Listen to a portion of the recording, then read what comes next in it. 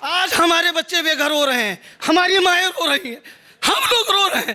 बताइए हम कहाँ जाएं? 2 या 150 किलोमीटर आपको पर डे चलाना है। क्या हम जैसे ही आम जनमानस की सेवा ना देते हुए गाड़ियों को रोड पे चलाएं? जो उसने मानक बनाया है कम से कम वो तो मुझे मिलना चाहिए, ये मेरा अधिकार है।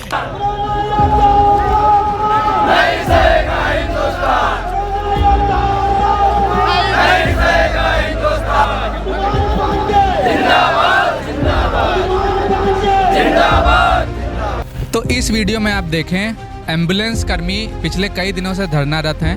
हमने एम्बुलेंस कर्मियों से बात करी तो उनका ये कहना था कि जिस कंपनी में वो लोग कार्यरत है, जिस कंपनी की नौकरी का ठेका दिया गया है, वो कंपनी काफ़ी सारे घोटाले कर रही है, वो सरकार के साथ धोखे कर रही है और वो उनको टारगेट दे रही है। जी हाँ, एम्बुलेंस कर्मियों को भी टारगेट दिए जा रहे हैं।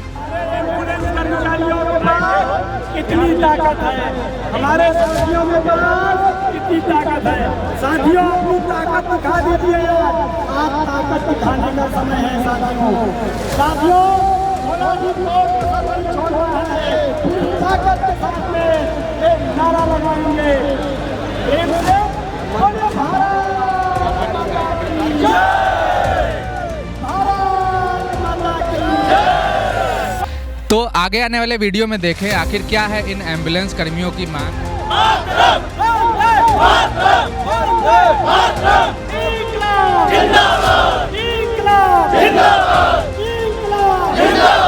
जी बताएं। मैं पीलीभीत से हूँ। ये जो जीविके MRI कंपनी है, जितने भाई बंधु बैठे हैं या खड़े हैं, इन लोगों से आप पता करिए, इस जीविके MRI कंपनी ने उत्तर प्रदेश को विश्व का पहला राज्य बना दिया है। जो 45 किलोमीटर का केस हो या 55 किलोमीटर का केस हो, उसको 15 मिनट में दिखाने पे मजबूर कर दिया है हम लोगों को। 15 से 10 मिनट। समझा नहीं, मतलब आप कह रहे हैं कि 45 किलोमीटर 15 मिनट में पहुंचना है। 15 मिनट में सीन डरवा रहे हैं। एक मिनट प्लीज भैया, 1 मिनट। ये इन लोगों ने एक एप्लीकेशन दिया है, हम लोगों पे केस असाइन होता है, हम लोग एप्लीकेशन को ओके करके निकलते हैं। अब वो केस ऑटो असाइन है। हम लोग जैसे मान लो इस छोर का केस है डिस्ट्रिक्ट के, हमको अदर बॉर्डर का केस असाइन हुआ तो मुझे जाना ही जाना है, वो हम ट्रांसफ़र नहीं कर सकते। अब वो केस पड़ता है आपका 75 किलोमीटर का। ये कह रहे हैं 15 किलोमीटर निकलने के बाद 14 मिनट के अंदर आपको सीन दिखाना है कि हम सीन पे पहुंच गए हैं। अगर आप ऐसा नहीं करते हो जी, अगर आप ऐसा नहीं करते हो तो हमारे कम से कम 150 आदमी ऐसा है जिनको कंपनी ने टर्मिनेट कर दिया है, केवल इस रीजन पे, केवल इस रीजन पे। और उत्तर प्रदेश, मैं आप सबसे बताना चाहता हूं, आप बताइए, हमारे यहाँ एक मयंक गुप्ता है PM, मैं आपको खुला बता रहा हूं, पूरे सबूत के साथ आपको मैं दिखा सकता हूं। जो मीडिया, ये मयंक गुप्ता कहाँ पे है? मयंक गुप्ता PM पीलीभीत, मैं आपको पूरे जो है सबूत के साथ आपको मैं बता सकता हूं। वो जनाब लिखित में देते हैं कि हमको 20+ चाहिए। एक हम लोगों का 9 तारीख को HRP डे आता है। आप बताइए, मैं आपसे एक सवाल करता हूं कि इस कोविड में हम लोगों को मजबूर होकर के आना पड़ा है। कोविड में जिसके गांव में एक आदमी अगर इसको बुखार आ जाता है, पूरा गांव दहशत में आ जाता है। आप बताइए 9 तारीख को हम लोग 40 महिला कहां से इकट्ठा करें? आप बताइए, कोई अपनी महिला को भेजने को तैयार नहीं है। वो कह रहे हैं 42+ अगर आपने मुझे नहीं दिया तो आप अपने घर जाइए। Case 42+ case. और उसके बाद में फिर हम लोगों ने एक आंदोलन किया कि भाई मुझे बताइए, तो बता रहे हैं कि उनकी सास आती है, उसका नाम पता लेकर के तिरपल में मार दो। अच्छा, जेठानी आती है, फर्जी जो है मरीज आप। जी। और मैं आपको ये मीडिया के माध्यम से माननीय मुख्यमंत्री जी, प्रधानमंत्री जी, गृह मंत्री जी से एक हाथ जोड़कर निवेदन करता हूं कि अगर गहराई से जीविके MRI की जांच कराई जाए तो पूरे विश्व का सबसे बड़ा घोटाला निकलेगा उत्तर प्रदेश का, जीविके MRI का। ठीक है, आज हमारे बच्चे बेघर हो रहे हैं, हमारी माएँ रो रही हैं, हम लोग रो रहे हैं। बताइए हम कहाँ जाएं? हम कहाँ जाएं? परेशान मत हो यार। 500 किलोमीटर पे हम लोग पड़े हुए हैं, हम लोग कहाँ चले जाएं? आपसे बता रहे हैं, योगी जी से बता रहे हैं, जो कह रहे हैं भ्रष्टा मुक्त सरकार है। बताइए, और वो योग और प्रशासन से एक शिकायत है, प्रशासन इसमें इंटरफेयर नहीं करना चाहती है। जब प्रशासन कहता है सामान्य कार्य सामान्य वेतन, हम लोगों को क्यों नहीं मिलता है? हम लोग अपने भाई शहीद कर रहे हैं, एमटी शहीद हुए, पायलट शहीद हुए, उनकी बीमा राशि कहाँ गई? किसी ने आज तक उनके घर जा करके नहीं पूछा है कि आपका लड़का, आपका भाई कोरोना में शहीद हुआ है। आप बताइए हम लोग कहाँ जाएं? हम लोग क्या करें? सामान्य काम। हम केवल हाथ जोड़ के निवेदन करते हैं, मुझे सरकारी नहीं चाहिए, हम सरकारी होना नहीं चाहते। हम आपकी मीडिया की सेवा करेंगे, हम गांव वालों की सेवा करेंगे, सबकी करेंगे, मगर सरकार से हाथ जोड़ के निवेदन है, जो उसने मानक बनाया है कम से कम वो तो मुझे मिलना चाहिए। ये मेरा अधिकार है, मैं स्वतंत्र भारत में रहता हूँ, ये मेरा अधिकार है। बताइए, आइए इधर आइए जी, बताइए। मैं दीपक यादव कौशाम्बी जिले से जी ईएमटी पद पे कार्यरत हूँ। अच्छा, श्रीमान जी, क्या होता है एमडी? क्या होता है? जी ईएमटी इमरजेंसी मेडिकल टेक्नीशियन। अच्छा, टेक्नीशियन। जी हाँ, जी।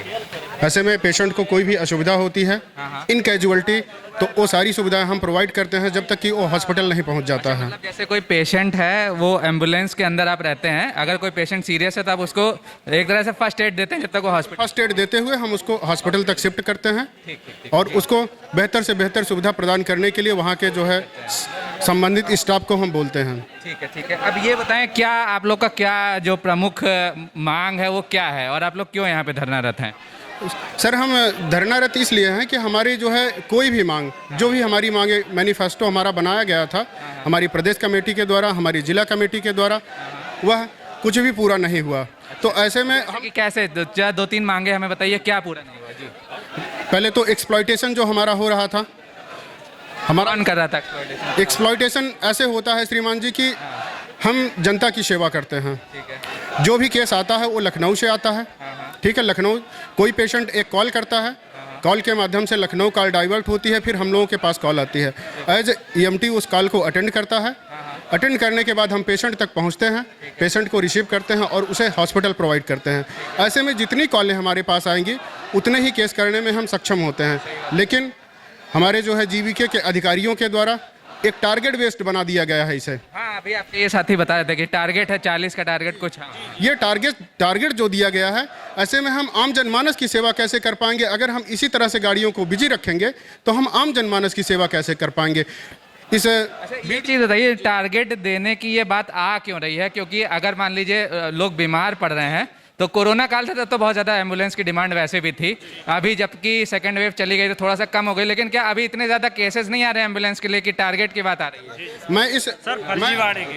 सब फर्जी होता है, कोई केस नहीं आता है। इनको चाहिए कि 40 प्लस केस देंगे तो जबरदस्ती पीएम धमका डरा के केस लेते हैं। 40 प्लस नहीं करोगे तो इस लोकेशन से तुम्हें उठा कर की धमकी, जैसे एमईपीएम को मना करते तो नौकरी से निकालने की धमकी देते हैं। पीएम क्या होता है? जो हमारे बताता हूँ, ये जो है जी, ये प्रोग्राम मैनेजर होते हैं जो पूरे जिले का प्रभार देखते हैं, और हमारे एक जिले में 1 या 2 या 3 ईएमई होते हैं। अच्छा, ठीक, उनका फुल फॉर्म भी बताते हैं। Emergency management.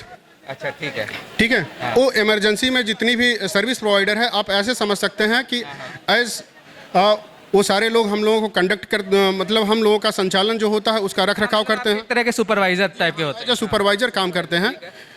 अब कंपनी के द्वारा वो बताते हैं कि ये गवर्नमेंट बेस्ड टारगेट है, तो क्या हम शासन अपने ऑडियो के माध्यम से हम शासन से ये पूछना चाहते हैं कि क्या यह शासन को पता है कि आपने जो है टारगेट बेस्ड एम्बुलेंसेज चलवाई हैं? अच्छा, या फिर 2 या 150 किलोमीटर आपको पर डे चलाना है? क्या हम ऐसे ही आम जनमानस की सेवा ना देते हुए गाड़ियों को रोड पे चलाएं?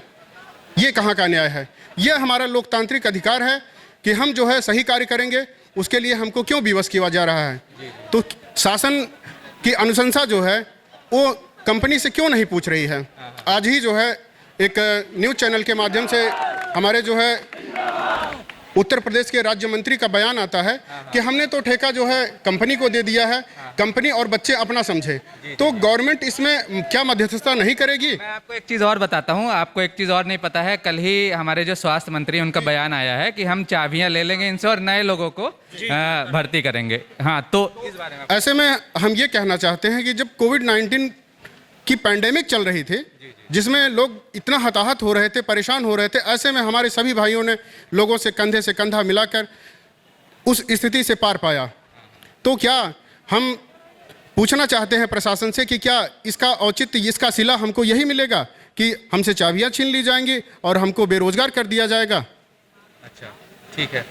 ये शासन से हमारी मांग है कि हमारे और कंपनी के बीच मध्यस्थता की बात करें और हमें अपने कार्य पे वापस जाना है और हम लोगों को सेवा देना है। लेकिन जो मानक कंपनी ने नहीं बनाया है, जो प्रशासन ने बनाया है, जो टाई अप हमारा शासन ने किया है कंपनी के साथ, उसका मैनिफेस्टो हमको पता होना चाहिए। अच्छा, आप लोगों को पता नहीं है अभी क्या मानक है, क्या कैसे कंपनी नहीं पता, कुछ भी नहीं पता है। कुछ भी नहीं पता। ये लोग कहते हैं कि सरकार से हमारा जो एग्रीमेंट हुआ है वो जो है डेली 5 केस 108 में और 102 में 12 केस का हुआ है। चाहे फर्जी करो चाहे रियल करो, हम लोग जो है सुबह से 7 बजे से तैयार होके कपड़े वपड़े पहन के सीधा फर्जी फोन लगाना पड़ता है। अगर नहीं लगाते हैं तो शाम के लोकेशन चेंज, तुम्हें छुट्टी नहीं दी जाएगी, तुम्हें परेशान किया जाएगा। ये हाल रहता है अधिकारियों का। काटी जाएगी तुम्हारी, ऐसा भी करते हैं। सरकार को जो कंपनी बदनाम कर रही है और करवा रही है, जो कंपनी की जो सिस्टम है ये अब इस समय डिस्टर्ब हो चुका है। ये सरकार को बर्बाद कर देगी। कंपनी लूट रही है, इतना बिल बना के लूट रही है। जितना पैसा ये कंपनी सरकार से ले रही है हमको नहीं मिल रहा है। हम लोग को हड़ताल करने की क्या जरूरत है? अगर हमें पैसा मिलता है हम हड़ताल ना करते। मजबूरन हमको हर 2 महीने 1 महीने में हड़ताल करना पड़ता है। सैलरी जो नहीं आई है के बाद देते हैं, सैलरी नहीं आती है। अभी भी हम लोग की सैलरी पेंडिंग है। हम लोग को कार से जो हटा दिया गया है, अनट्रेन ड्राइवर रखे जा रहे हैं। आए दिन दुर्घटनाएं सामने आती हैं। जो नए ड्राइवर है स्टेशन नहीं खोल पाते हैं, पेशेंट को उठा नहीं पाते। अकेला एक ड्राइवर जो है एम्बुलेंस दौड़ा रहा है, उसको ये नहीं पता कि एसाइन क्या होता है, सीन में कैसे जाना है, पेशेंट को कैसे उठाना है। जो है के पास गया, मैंने उनसे बात की कि हम जो है 207 208 जो कर्मचारी हैं हमारे आपके बीच एक बीच का रास्ता निकाला जाए जिससे कि हम लोग काम पे वापस आ सकें। तो वो कह रहे हैं कि हम केवल अपने 30% पायलटों को आपके लेंगे, अन्यथा हम नहीं लेंगे। ये अदर जिलों में जाएंगे। तो ऐसे में जो हमारे साथी हमारे साथ हड़ताली भाई थे उनका क्या होगा? अच्छा, एक आखिरी सवाल बताइए, अगर मान लीजिए हमारे माध्यम से सरकार तक आपकी बात पहुंच रही हो, प्रशासन तक पहुंच रही हो, आप क्या कहना चाहेंगे? आपके माध्यम से अगर जो है हमारी बात पहुंच रही हो तो हम माननीय मुख्यमंत्री योगी आदित्यनाथ जी से निवेदन करना चाहते हैं कि कंपनी और प्रशासन के बीच एक मध्यस्थता हो जिसमें जो है हमारी जिला कमेटी, कोर कमेटी और प्रदेश कमेटी के मेंबर हों और उनके बीच एक एग्रीमेंट हो। इसके बाद हम काम पे वापस जाने के लिए तैयार हैं। उसके बाद आप काम पे जाने, अगर आपकी मांगे? जी हाँ, मेरी मांगे पूरी हो जाएंगी तो हम लोग काम पे जाएंगे। ठीक है। Thank you sir.